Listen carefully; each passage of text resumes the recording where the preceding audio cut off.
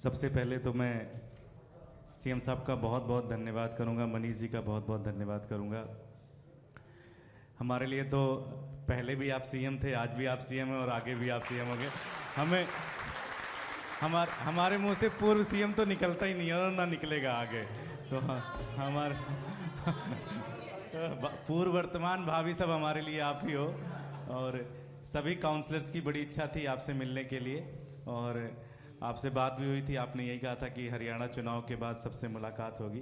तो आज वो पल है कि क्योंकि पिछले 5-6 महीने में जब आपको मोदी जी ने जेल में डाला हुआ था तो बहुत तड़प थी हम सबकी, और बहुत एक मिल के कोशिश तो कर रहे थे सब लोग आपस में किस तरह से गाइडेंस करें, लेकिन जो गाइडेंस आप दे सकते हैं, जो चीज़ें आप कर सकते हैं, जो आपका प्रभाव है, वो कोई कंपेयर नहीं कर सकते किसी चीज़ से।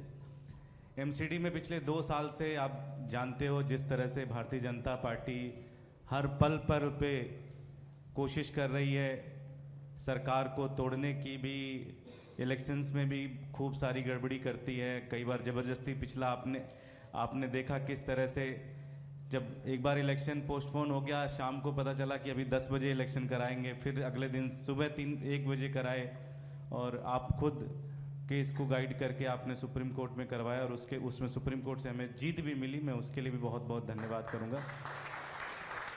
और मुझे गोपाल जी की बात बहुत अच्छी लगी कि हमारी समस्याएं बहुत सारी हैं, और सबसे उसमें एक महत्वपूर्ण चीज़ है कि जो फंड की कमी है वो एक बहुत बड़ी समस्या है।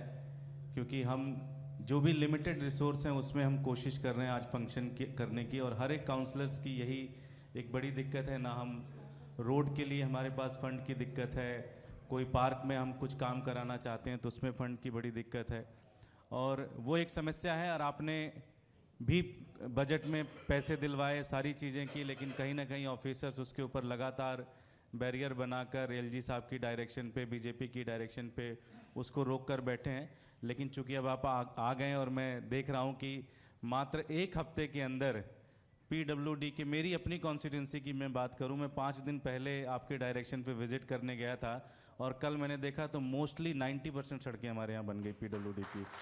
तो अब आप आ गए हैं तो आप गाइड भी करिएगा कि कैसे एमसीडी की भी सारी चैलेंजेस को दूर करें और सारी चीज़ों को ठीक करें। और मुझे पूरा भरोसा है कि अगले कुछ दिनों के अंदर एमसीडी फिर से भी बेहतरीन काम करने लगेगी, और जैसे आप दिल्ली सरकार के ऊपर गर्व करते हैं ऐसे एमसीडी के ऊपर भी हम सारे लोग मिलकर गर्व कराएं। बहुत बहुत आभार, बहुत बहुत धन्यवाद।